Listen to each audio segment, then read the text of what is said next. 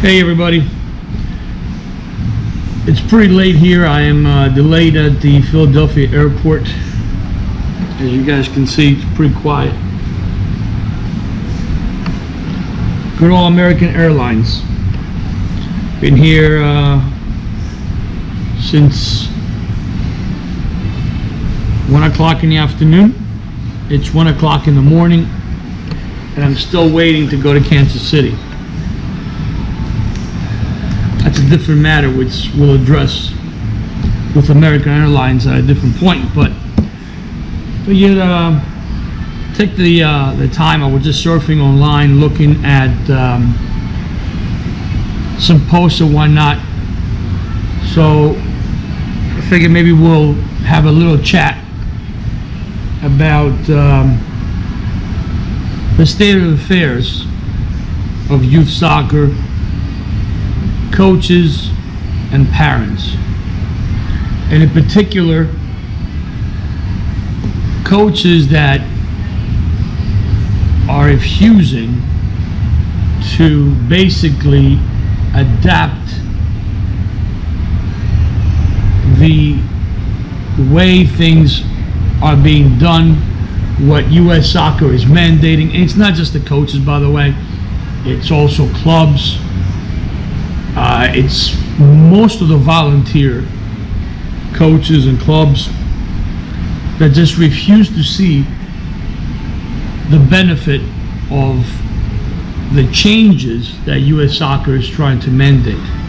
Now, I know that U.S. Soccer has a lot of issues, and that's a different debate and a different talk, but I'm talking about the fact that they're trying to mandate small-sided games, starting, with the very young players.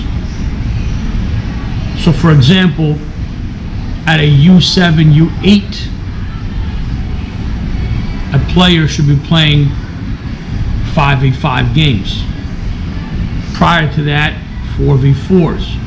There are countries in Europe that are starting, their quote-unquote type, or whatever you want to call it, at age, like 4, for example, they're doing 1v1s and 2v2s, and then they're progressing. So why are we so resistant, and what's so good about it? Well, once again, everywhere in the world, the way of development is you can't have small players playing a grown-up's game. And that's what soccer is at 11v11. It's an adult game. If you're a younger player, it's only natural to have the game tailored to your age group. So, for example, if you're U7, U8, being able to play a 5v5 game is tailored to your needs. The fields are smaller, less players, less rules. The player doesn't have to know that many rules. The coaches don't have to know all the rules if they're not licensed. But particularly the player does not have to worry about all these rules. They don't have to know all these rules because they're young.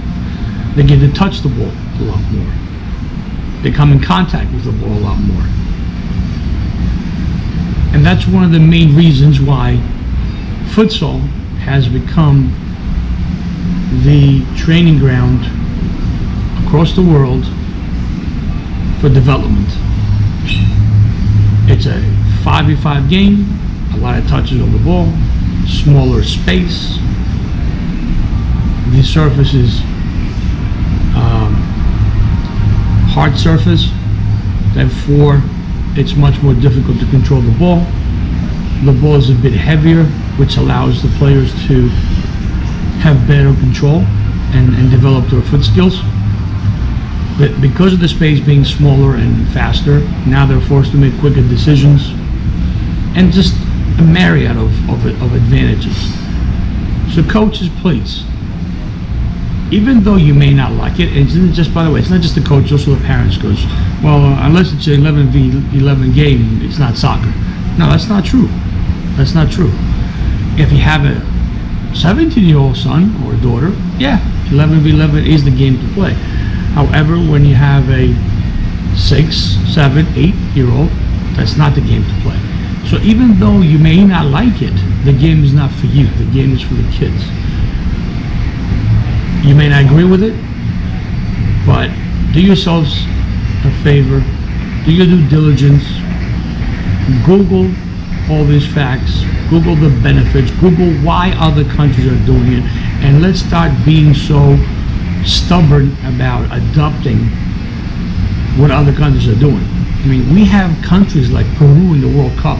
We have Iceland, who's the I forget how many, what the population is, and I know it's the smallest country in the World Cup population-wise, but maybe even by square footage area, and they're playing in the World Cup, and we're sitting home watching the World Cup. So there might be a lesson there.